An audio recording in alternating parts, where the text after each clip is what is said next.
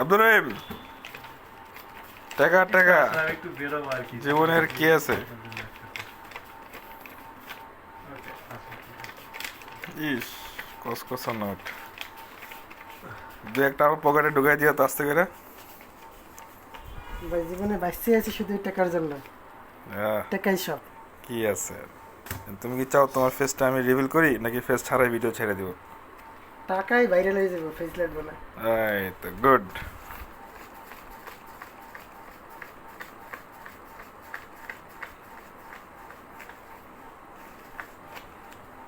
হয়েছে এখন শেষ নাকি আরো আছে দুই একটা? 5-10 টাকা নোট নেই একদম? টাকা অনেক আছে, এই যে খালি বের করলে দেখবেন বান্ডিল।